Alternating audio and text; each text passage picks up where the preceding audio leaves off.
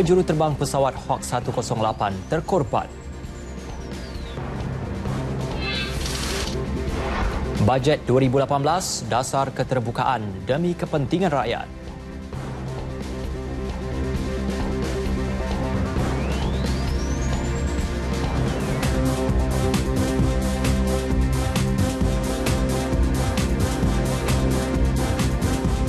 Assalamualaikum dan salam satu Malaysia. N5 Khamis 15 Jun bersama saya Ismail Adnan dan seperti biasa lintas langsung dari studio Mini Negeri. Kami mulakan dengan Sabah bersama Jovinia Jumlajim, kemudian ke Sarawak bersama Nur Jauna Abdullah dan akhir sekali kita ke Putrajaya bersama Muhammad Naim Harun. Teruskan kesetiaan anda bersama N5.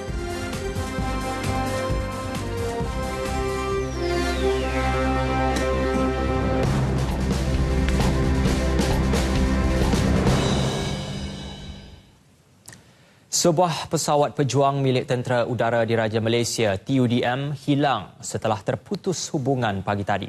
Serentak dengan itu, operasi mencari dan menyelamat diaktifkan dan Panglima TUDM sebentar tadi mengesahkan dua juruterbang pesawat Hawk 108 terkorban. TUDM dalam satu kenyataan mengesahkan pesawat Hawk 108 telah terputus hubungan sekitar utara Kuantan iaitu sempadan Terengganu dan Pahang. Kejadian dipercayai berlaku pukul 11.30 pagi, kira-kira setengah jam selepas berlepas. Perkembangan kes akan dimaklumkan TUDM dari semasa ke semasa. Menteri Pertahanan Datuk Seri Hishamuddin Tun Hussein mengesahkan menerima laporan kehilangan pesawat berkenaan. Dan berada di talian ketika ini Ayu Norehan Saleh yang kini berada di lokasi sidang media bersama Panglima TUDM Jeneral Datuk Seri Afendi Buang. Kedua-dua mayat dijumpai kira-kira 33 batu nautika dari lapangan terbang Sultan Ahmad Shah, Kuantan. Ayu, mungkin anda boleh perincikan laporan sidang media yang telah diadakan sebentar tadi. Silakan Ayu. Baik Ismail, terima kasih. Sebentar saja tadi satu sidang media telah diadakan oleh Panglima Tentera Udara Jeneral Datuk Seri Afendi Buang di Tentera Udara Diraja Malaysia, Kuantan. Dalam sidang media itu, beliau mengumumkan dua jurulatih penerbang pesawat Hawk, Major Yasmi Datuk Ahmad Yusof, 39 tahun, dan juruterbang operasi Major Muhammad Hasri Sahari, 31 tahun, telah meninggal dunia. Mereka adalah daripada 6 skuadron Pangkalan Udara Labuan. Mereka telah dijumpai di kawasan hutan paya di Kampung Cukai Kemaman pada 2.30 petang tadi.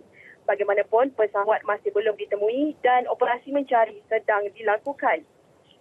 Kedua-dua jenazah kini sedang dibawa ke Hospital Tengku Ampuan Afzan, Kuantan untuk bedah siasat. Kedua-dua keluarga juga telah dimaklumkan. Baik Ismail, sekian dahulu laporan saya, Ayu Norehan Saleh. Kembali kepada Ismail, silakan. Baiklah, terima kasih Ayu untuk perkembangan yang dikongsikan sebentar tadi. Dalam berita seterusnya, dua anak kapal KM Avata yang dilaporkan hilang selepas kapal dagang itu karam di perairan Tanjung Kling semalam ditemukan pagi tadi dengan seorang daripadanya selamat, manakala seorang lagi meninggal dunia. Penolong Pegawai Operasi Maritim Daerah Maritim 5 Kuala Linggi, Agensi Penguatkuasaan Maritim Malaysia APMM, Lieutenant Madya Maritim Rahmat Baharum berkata, kedua-duanya ditemukan pada kedudukan 11.8 batu nautika dari Tanjung Beruas pada pukul 10 pagi tadi oleh pasukan mencari dan menyelamat. Kedua-duanya dibawa ke JT Kampung Hailam, Tanjung Kling dan dibawa ke Hospital Melaka. Susulan penemuan itu, operasi mencari dan menyelamat SAR ditamatkan pada pukul 10.30 pagi. Dalam kejadian pukul 9.25 pagi semalam, kapal kontena KM Avatar dari Indonesia yang membawa 15 anak kapal karam di Selat Melaka dipercayai akibat dipukul ombak kuat. 13 daripada anak kapal diselamatkan sebuah kapal dagang yang melalui lokasi kejadian, manakala dua lagi yang dikenal pasti sebagai Kapten Kapal Samuel Adihanto Henok. Perdana Menteri Datuk Seri Najib Razak mempengerusikan Majlis Konsultasi Bajet 2018 di Kementerian Keuangan bagi mendengar cadangan dan pandangan rakyat dalam menggubal bajet tahun depan. Beliau yang juga Menteri Keuangan mengakui ia merupakan platform penting kepada sektor awam, swasta dan pertubuhan bukan kerajaan NGO memberi pandangan dan maklum balas terhadap cabaran isu-isu semasa serta langkah menanganinya. Ini merupakan dasar keterbukaan dan keprihatinan kerajaan mendahulukan kepentingan rakyat. We will give very serious consideration to all your proposals, and let's hope that 2018 will be a good year and inshallah a good budget as well. Terima kasih. Bajet 2018 bakal dibentangkan di Parlimen 27 Oktober depan. Pergeseran antara Menteri Pelancongan dan Kebudayaan Datuk Seri Muhammad Nazri Abdul Aziz dengan Kerajaan Negeri Sarawak dan Sabah mengenai pelaksanaan cukai pelancongan selesai. Jelas Timbalan Perdana Menteri Datuk Seri Dr. Ahmad Zahid Hamidi, perkara tersebut dipersetujui dan diputuskan pada mesyuarat Kabinet yang dipengerusikan Perdana Menteri semalam. Di mana Yang Berhormat Perdana Menteri di dalam mempengerusikan mesyuarat Jemaah Menteri telah memutuskan supaya masalah ini diselesaikan dan tidak ada lagi kenyataan-kenyataan dikeluarkan sama ada oleh pemimpin-pemimpin kerajaan pusat ataupun pemimpin negeri. Dan kita merasakan bahawa masalah promosi pelancongan ini memerlukan dana. Dan terdapat negeri yang mempunyai kutipan cukai yang sedikit dan terdapat negeri yang memberikan sumbangan cukai yang banyak. Menurut Datuk Seri Dr. Ahmad Zahid, secara peribadi telah bertemu dengan Ketua Menteri Sarawak Datuk Amar Abang Johari Tun Openg dan Ketua Menteri Sabah Datuk Seri Musa Aman berhubung isu tersebut. Hasil cukai tersebut akan diguna pakai untuk promosi pelancongan, bukan hanya mengikut negeri tetapi mengikut bidang atau kepentingan sesuatu produk pelancongan. Kerajaan sebelum ini memutuskan pelaksanaan cukai pelancongan yang akan menyaksikan kadar antara RM2.50 dan RM20 untuk penginapan dikuatkuasakan bermula 1 Julai ini. Jangan kaitkan penahanan K. Gopinathan, suspek yang ditahan berhubung kes melindungi pusat judi haram di Melaka dengan Ketua Polis Negara Tan Sri Khalid Abu Bakar. Tegas Datuk Seri Dr. Ahmad Zahid, walaupun Tan Sri Khalid mengakui mengenali individu terbabit, tetapi perkenalan tersebut bukan atas sifat pelakuan jenayah yang dilakukan. Pegawai polis yang berada di negeri Melaka dan di IPD itu dan Gopi itu, personality itu, sebagaimana menteri-menteri lain kenal juga dengan beberapa orang itu, bukan kenal atas sifat perlakuan jenayah yang dilakukan itu. Ya. Jadi jangan kaitkan perkara ini dengan Tan Sri IGP. Datuk Seri Dr. Ahmad Zahid yang juga Menteri Dalam Negeri menyatakannya selepas merasmikan Bengkel Pembaharuan Pendidikan Islam Lembaga Penasihat Penyelarasan Pelajaran dan Pendidikan Agama Islam LEPAI di Putrajaya. Beliau mengulas pertanyaan media mengenai pengakuan Tan Sri Khalid yang dilaporkan mengenali suspek tersebut sama seperti orang lain yang mengenali beliau dan keluarganya. Tan Sri Khalid juga memberitahu polis akan memberi kerjasama penuh dengan Suruhanjaya Pencegahan Rasuah Malaysia SPRM berhubung siasatan kegiatan judi haram dan rumah urut di Melaka. Di Mahkamah Magistrate Georgetown, Pulau Pinang, 4 individu mengaku tidak salah atas tuduhan merusuh hingga mencederakan seorang pemandu Uber minggu lepas. Pengakuan dibuat di hadapan Magistrate Catherine Nicholas oleh tertuduh Teo Cheo Beng, 37 tahun, Eng Chung Peng, 32 tahun, Kwe Hian Tat, 32 tahun dan Wong Kok Leong, 27 tahun. Mengikut kertas pertuduhan, semua tertuduh didakwa merusuh hingga mencederakan Muhammad Sukri Ramli, 30 tahun, di tepi Jalan Paya Terubong 1, Paya Terubong pada 7 Jun lalu, kira-kira pukul 3 petang. Mereka dituduh di bawah Seksyen 147 Kanun Keseksaan. Bagaimanapun, selepas mendengar pengakuan kesemua tertuduh, Magistrate Catherine membenarkan mereka diikat jamin RM6,000 dengan seorang penjamin. 18 Julai depan ditetapkan sebagai tarikh sebutan semula kes. Kes dikendalikan Timbalan Pendakwa Raya Nurul Izzah Syahrudin, manakala tertuduh diwakili Peguam Tan Guat Cheng. Pengakuan tidak salah mengikut Seksyen 147 Kanun Keseksaan kerana merusuh hingga mendatangkan kecederaan dicatatkan Mahkamah Magistrate Johor Bahru terhadap 6 lelaki. Kesemua tertuduh membuat pengakuan itu di hadapan Magistrate Salina Umar. Tertuduh Toh Chai Yun 28 tahun, Nur Hazman Hashim 46 tahun, Nur Fiandika Kusuma 22 tahun, Robert Anak Bajak 55 tahun, Haslan Masahat 55 tahun dan Muhammad Akmarul Naim Amir 22 tahun. Mereka didakwa melakukan kesalahan itu kira-kira pukul 1.30 petang di hadapan Surau Austin Perdana, Johor Bahru 5 Mei lepas. Kes dikendalikan Timbalan Pendakwa Raya Muhammad Nasir, manakala kesemua tertuduh tidak diwakili peguam. Magistrate Salina kemudian menetapkan jaminan RM1,000 setiap seorang dengan masing-masing seorang penjamin dan menetapkan 17 Julai depan sebagai tarikh sebutan semula kes. Sementara itu, Mahkamah Trafik Johor Bahru pula menetapkan 14 tarikh perbicaraan terhadap seorang jurujual wanita kerana memandu secara melulu hingga mengakibatkan kematian 8 remaja pada Februari lepas. Magistrate Siti Hajar Ali menetapkan tarikh antara 28 Ogos hingga 7 Disember depan bagi memanggil 39 saksi. Tarikh itu dicadangkan pihak pendakwaan yang diketuai Pengarah Pendakwaan Negeri Roslan Mat Nur dan dipersetujui pihak pembelaan. Terdahulu, pihak pendakwaan memaklumkan semua dokumen yang diperlukan melibatkan kes itu telah diserahkan kepada pihak pembelaan dan mahkamah menetapkan hari ini sebagai sebutan akhir kes. Tertuduh Sam Kating, 22 tahun, yang diwakili Peguam Faizal Mokhtar sebelum ini mengaku tidak bersalah bagi pertuduhan memandu kereta di jalan lingkaran dalam secara melulu dan berbahaya hingga mengakibatkan kematian 8 remaja. Tertuduh didakwa mengikut Seksyen 41-1 Akta Pengangkutan Jalan 1987. Jabatan Pengangkutan Jalan JPJ Kelantan telah mengeluarkan saman terhadap 2 individu selepas didapati menggunakan kereta klon.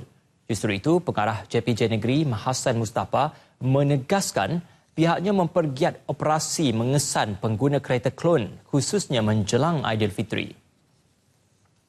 Kereta klon kita operasi kita masih berterusan lah, kereta klon.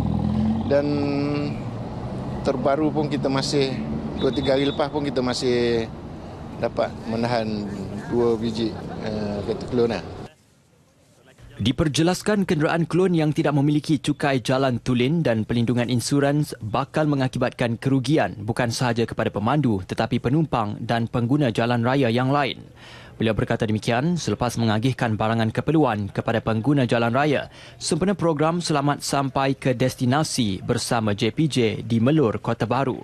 Turut hadir Penasihat Institut Memandu Malaysia, Datuk Romainor Nur.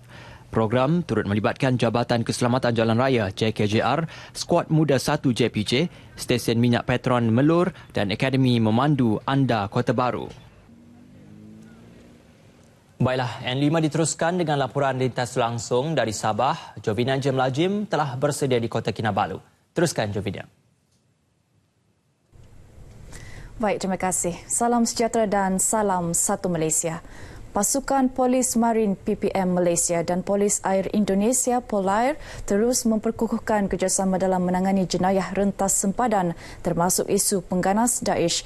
Kerjasama turut melibatkan pertukaran maklumat untuk meningkatkan lagi tahap keselamatan di perairan kedua-dua negara. Timbalan Komander PPM Wilayah 4 Sabah Superintenden Nur Zaid Muhammad Said berkata, isu Daesh merupakan cabaran baru yang ditangani bersama Polair bagi memastikan tiada pengganas yang terlepas menggunakan laluan pintu masuk sempadan Malaysia-Indonesia untuk ke Filipina. Pada masa sama, isu penyeludupan barangan kawalan serta penyeludupan dadah juga turut dibincangkan antara kedua-dua pihak. Beliau menyatakan demikian kepada media selepas pertemuan antara PPM dan Polair di atas kapal PPM di sempadan Sabah Nunukan.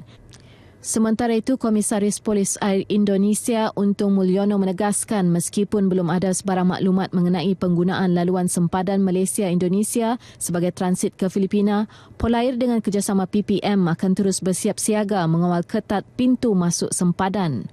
Pada pertemuan tersebut, seramai 68 anggota PPM dan Polair serta wakil media Malaysia dan Indonesia bersama-sama berbuka puasa dan melaksanakan solat fardu maghrib di atas kapal berkenaan. Jelajah Ramadan RTM 2017 peringkat negeri Sabah yang diadakan setiap tahun wajar dijadikan contoh kepada jabatan dan agensi kerajaan, syarikat korporat serta orang perseorangan di negeri ini untuk membudayakan amalan bersedekah khususnya ketika bulan Ramadan. Program kali ke-6 ini melibatkan acara memasak aneka bubur oleh warga RTM Kota Kinabalu untuk diagih-agihkan kepada rumah kebajikan dan anak yatim, masjid serta orang ramai di beberapa lokasi sekitar Kota Kinabalu dan Kota Belud. Menteri Pembangunan Masyarakat dan Hal Ehwal Pengguna Datuk Hajah Jainab Datuk Seri Panglima Haji Ahmad Aib berkata, program kerohanian ini juga dapat memberi gambaran mengenai keindahan ajaran Islam yang sebenar melalui amalan bersedekah dan bergotong royong. Beliau berucap merasmikan program berkenaan di Kompleks Bersepadu Kementerian Komunikasi dan Multimedia KKMM di Kota Kinabalu. Sementara itu, warga RTM yang menyertai program tahunan ini berharap program tersebut diteruskan kerana dapat merapatkan hubungan antara warga RTM. Kesan untuk berjumpa dengan masyarakat tu dapat dirasai. Berarti RTM sama-sama dengan masyarakat setempat untuk sama-sama menghulurkan bantuan walaupun sedikit. I think this is a very good move because we are able to mingle with our friends, because we don't do this all the time. We only do this once a year. So I think this is very good, organised by RTM. Sebanyak 4,000 bekas bubur pelbagai jenis diagih-agihkan oleh anggota RTM termasuk geng bubut Sabah FM dan penyampai Sabah VFM. Baiklah saudara, sekian berita dari Sabah untuk petang ini dan seterusnya kita kembali kepada rakan penyampai di Angkasa Puri. Silakan. Terima kasih Jovina untuk perkembangan dari Sabah, dan bagi mengikuti laporan semasa dari Sarawak, terus sahaja ke Kuching bersama Nur Jauna Abdullah. Silakan. Terima kasih rakan penyampai di Angkasa Puri. Assalamualaikum dan salam satu Malaysia. Yang di-Pertuan Negeri Tun Pehin Sri Haji Abdul Taib Mahmud menerima zakat perniagaan serta kunjungan hormat di Demak Jaya, Kuching. Penyerahan cek zakat perniagaan oleh Maybank Islamic Berhad untuk tahun kewangan 2016 berjumlah RM968.898.16 itu dilakukan oleh pengarah wilayah Maybank Nasir Han kepada Tun Pehin Sri Taib. Terdahulu Yang di-Pertuan Negeri dan Isteri Tuan Datuk Petinggi Hajah Ragat Kurdi Taib menerima kunjungan hormat daripada Hakim Mahkamah Tinggi Kuching Datuk Rosariah Bujang dan Pesuruhjaya Kehakiman Mahkamah Tinggi Kuching Tuan Din Wen Deli. Jawatan Kuasa Pentadbiran Surau dan Masjid di negeri ini perlu lebih proaktif dalam memantau aktiviti serta program yang dijalankan oleh pihak tertentu atau orang luar. Ia bagi mengelak perkara yang boleh memecah belahkan perpaduan dalam kalangan umat Islam. Yang di-Pertua Majlis Islam Sarawak, Datuk Haji Misnu Taham memberitahu jawatan kuasa tersebut perlu meneliti setiap program ceramah atau kuliah yang hendak disampaikan oleh pihak tertentu. Jelasnya penceramah agama juga perlu mendapat kelulusan daripada pihak Jabatan Kemajuan Islam Malaysia JAKIM sebelum dibenarkan memberi ceramah di masjid atau surau. Tambahnya, sekiranya perkara ini tidak dipantau, pihak berkenaan boleh mengambil kesempatan melakukan aktiviti yang boleh menjejaskan akidah dan penyatuan masyarakat setempat dengan menyebarkan fahaman negatif. Datuk Haji Misnu berkata demikian di program ziarah safari Ramadan di Masjid Silaturahmi di Kampung Iboi Pelandok, Sadong Jaya. Dalam majlis itu, beliau menyampaikan sumbangan kepada 50 orang kanak-kanak yang kurang berkemampuan dan RM1,000 untuk masjid tersebut menjalankan aktivitinya. Beliau turut bersama-sama penduduk kampung berbuka puasa sebelum menunaikan solat maghrib, isyak dan tarawih berjamaah.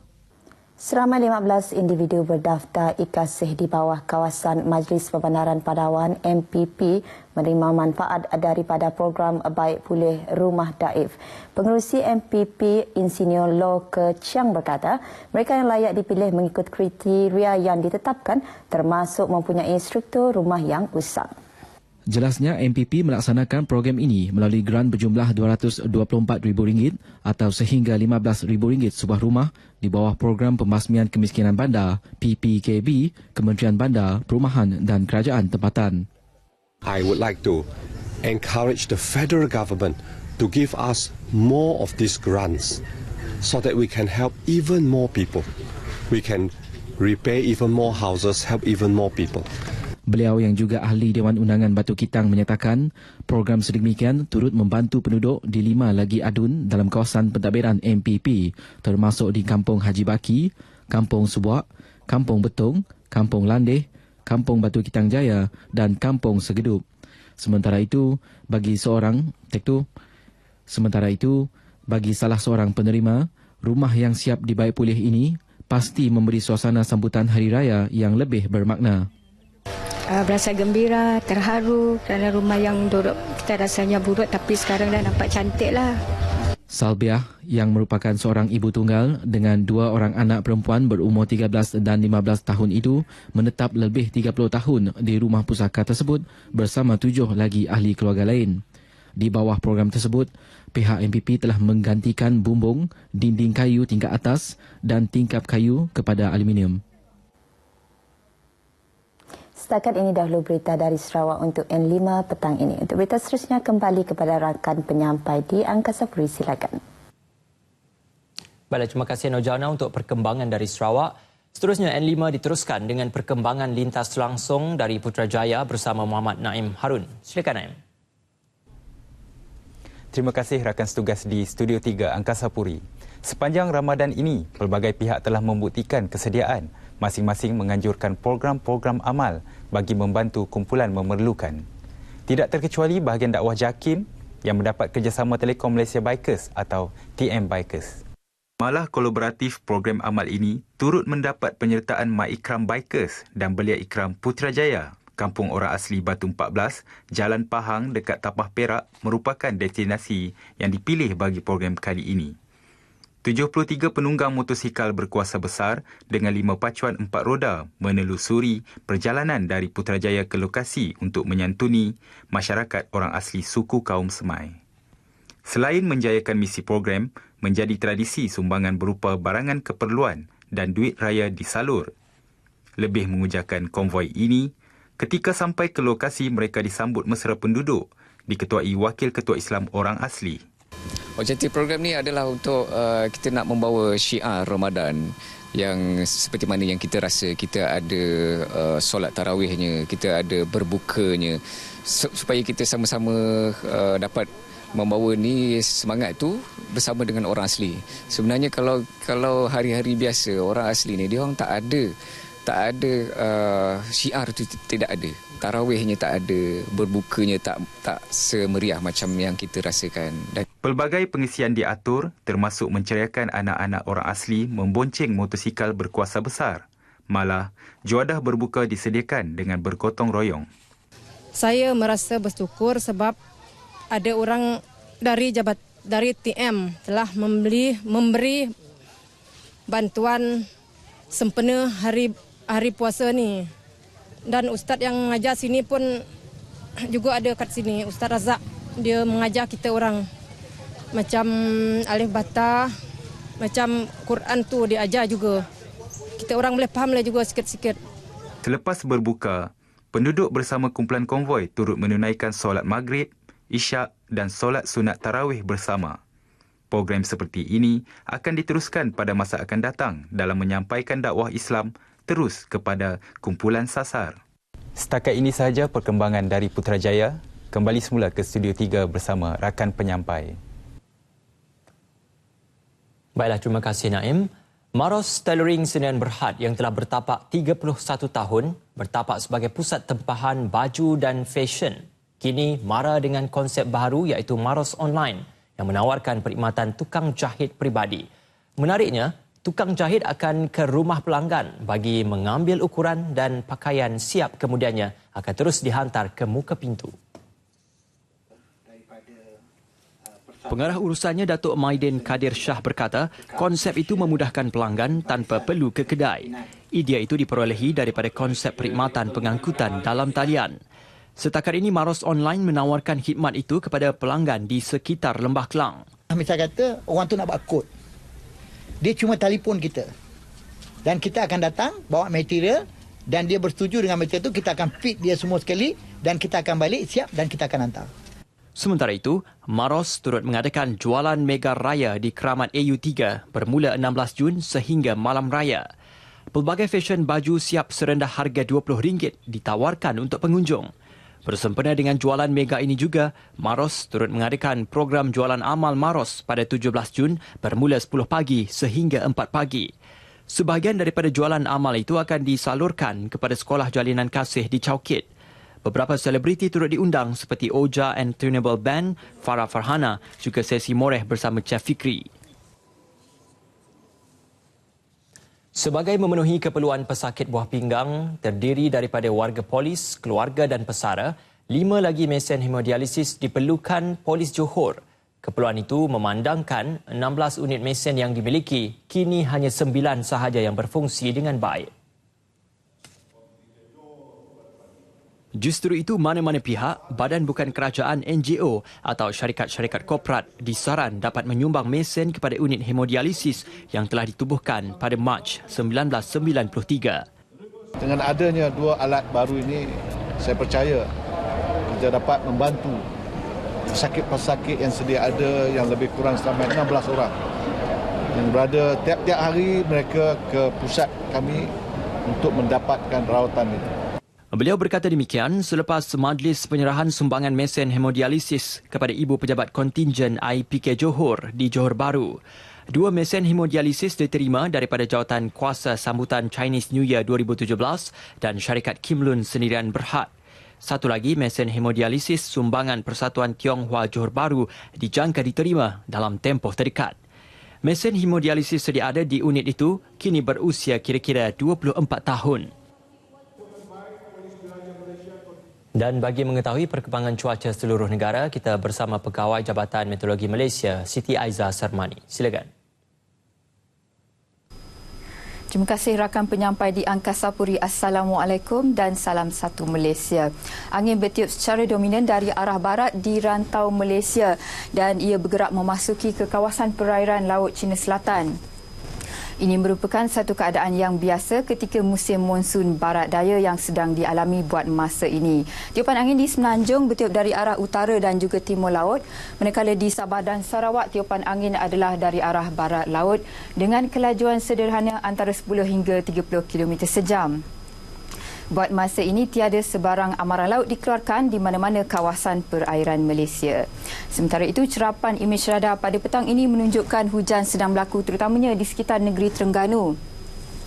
Melibatkan daerah Marang, Dungun dan juga Kemaman serta di sekitar Kuantan, Pahang, juga di sekitar wilayah Persekutuan Kuala Lumpur dan juga di 1-2 tempat di negeri Johor.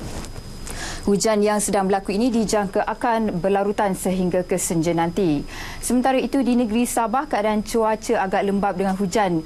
Pada petang ini diperhatikan berlaku terutamanya di sekitar bahagian pantai barat, Kudat dan juga di bahagian Sandakan. Manakala di wilayah Persekutuan Labuan, keadaan cuaca diperhatikan tidak hujan. Di negeri Sarawak pula keadaan cuaca cerah di hampir ke semua bahagian. Hujan yang sedang berlaku di negeri Sabah ini dijangka akan berterusan sehingga ke malam nanti. Seterusnya, kita tinjau ramalan cuaca untuk sebelah malam ini bagi bandar-bandar utama di seluruh Malaysia. Dengan itu, sekian laporan cuaca. Assalamualaikum dan salam satu Malaysia.